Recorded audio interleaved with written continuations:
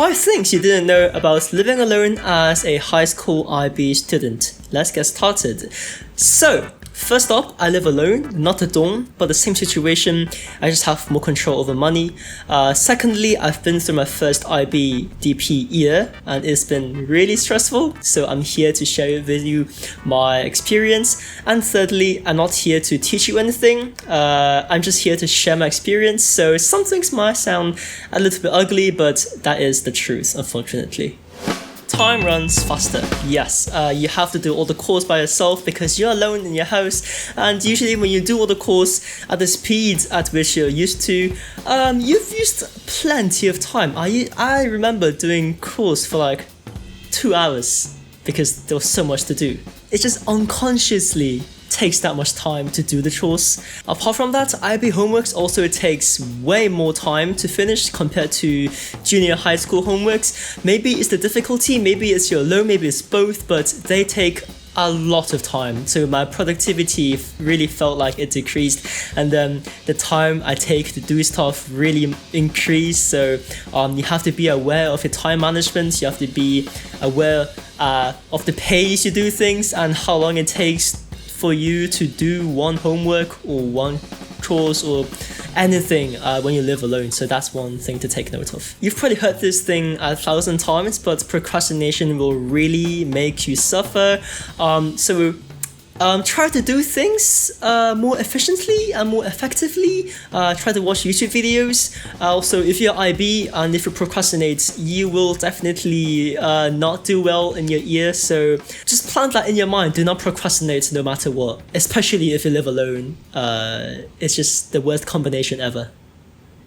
Your mind also becomes very busy. So usually you only think of school stuff as a student, but now you live alone. You have to take care of everything from inside the school and also outside of school. So that includes what to do later, what to eat later, what to cook, what things to clean, and also what homeworks I have due later, and all the different things you have to do inside and outside of school. And that really fills up your mind a lot. It makes you really stressful and anxious, and that's just part of life. It is natural and you will get used to it after some time, and you also forget a lot of things. So I remember forgetting so many times my ID, my homework. I forgot to take out the trash, I forgot to do the laundry, I forgot to cook the dishes. It is very normal if you're a beginner at living alone, especially if you're a student. You have so much things in your mind. That's why I recommend to use a planner or make a schedule for yourself so that it's easier. You transfer what's in your mind onto a physical sheet of paper, so you don't have to carry that all around with you, so you can just look at that sheet of paper and you say, oh, I have to do this. It's a way less stressful way to take care of stuff and to do stuff. I personally, for my academics, I use Notion to keep track of all my academics, and outside of that, I have random sheets of lists and schedules everywhere around my apartment, around my room. So wherever I go, I can tell and I can see, oh, I have to do this or that and stuff. So I don't have to carry it in my mind because it's a lot of weight thinking about that many stuff. Okay, this one is very natural and it'll be very unconsciously just happen. It'll just happen instantly, but it'll be the introduction to more unhealthy foods. Now, no matter how much you try to convince yourself, oh, I live alone now, I have to be responsible for my own diet and health, you will eventually eat cup noodles all day at McDonald's. It's just part of living alone. It's part of the experience and it's part of life. I promised myself to eat healthy foods, the dishes that are full of nutrients and the dishes my mom used to cook and everything, but it just doesn't work with the IB schedule, and it doesn't work when you live alone because you have so much things to do at the same time. You can't afford to cook, so you will definitely want to do things more efficiently, cut down the time, and so you will eventually, eat canned food, McDonald's, fast foods, just to take less time cooking, take less time eating, just to focus more on other things you have to do, such as your homework and everything about living and cooking what you're parents usually cook you will be sort of impossible. It'll be hard to do, not impossible, but it will screw up the rest of your day, because cooking those dishes usually take an hour or two, including eating. That means you've used up 2 hours of your evening, and you have a ton of other homeworks to finish by the end of the night. So you will end up probably sleeping at like 12, 1 a.m. It also depends on how much you prioritize your body over your studies, or the other way around. But naturally, as a student, as a normal high school student, you will rely a lot on fast food and canned food and frozen food and microwave food. It's just how it is. But one thing to not forget is to exercise. You have to exercise at least 3 times a week, or else your body will be screaming at you for all the junk food you put in yourself and then not doing anything about that afterwards. Okay, you become more aware of your expenditure. Now, living alone, you are given a monthly allowance. Personally, I was given a $270-ish allowance with strict parents. So if I end up overspending that, then by the end of the week, I will not be able to eat. So technically, you are responsible for what you buy, how much you spend. But what I realized was that groceries are much more expensive than you thought it was.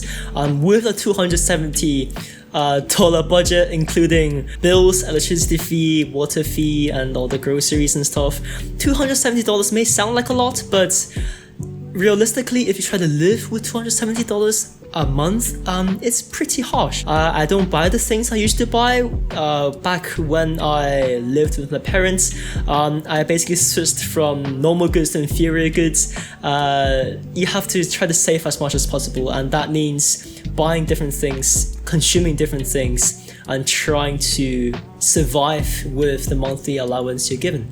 And unfortunately, the news is technically, if you do live alone and you're given a monthly allowance, you have to, at some point, reject some of the parties or hanging out with friends just because you don't want to spend so much. And there will also be anxieties about spending too much. So sometimes you go to the groceries and you, spend $100 on groceries and say, wait, did I spend so much? Will I be able to survive until the end of the week? If you're new to living alone, that will happen, especially if your budget is kind of tight. It'll happen. Yeah, that happened to me. So I recommend creating like a Google Sheet to manage, to control, and to basically record everything you've bought, how much you spent, so that you know per day how much I will spend, and per week, so I know that where I have to cut down and where I can maybe try to live a little bit more with the money I have. And number 5, this is quite a positive one compared to the last 4, but you have so much freedom. People say you have freedom, but you don't realize what freedom feels like until you really do feel the freedom. I remember once walking 1 hour to a nearby mall at 8 p.m. because I had to do a school requirement for the other day. It is the risk you have to take sometimes, and I took it. But with the freedom you have, technically you can do anything you want. But also you have to be responsible for what you do, because if you do silly stuff and then you hurt yourself, then you're the one who will take care of yourself. So that's the truth. And you make sure to also have a medical box or a lot of medicines inside your house, inside of your apartment or dorm, so that just in case when the unexpected moment happens when you get hurt, you can, kind of treat yourself. Okay, bonus points. If you live alone in your dorm and you don't have a roommate, so if you really live alone, it'll be so quiet. It'll be so quiet to the point where it's kind of scary and it kind of messes up with your mind. It's true, humans have to socialize in order to survive. But if you live alone and you spend most of your nights alone, it will mess up your mentality quite a lot, so you have to be careful with your mental health. And a way I deal with that issue is to play music, so a lot of Spotify. I discovered so many different genres when I lived alone, just because I want to kill the silence. So if you live alone, the silence will be there and you have to take care of that. So guys, those were my experience living alone as a high school IB student. It will happen. It might be different for you depending on different factors, but that was my experience overall over the last year, the last school year. The things I had to go through was insane. It'll add up to your stress levels and your workload, but it's part of life, it's part of growing up. You will have to experience living alone and entirely on your own for the first time of your life. So I guess it's just part of growing up. You can't grow if you don't know how to. You can't improve if you haven't experienced these low times of your life, I guess. But I'm not here to scare you at all. I'm just sharing my experience. There are definitely other YouTube videos that teach you how to use your time more efficiently, how to deal with living alone, and that teach you a lot of things about the real life world.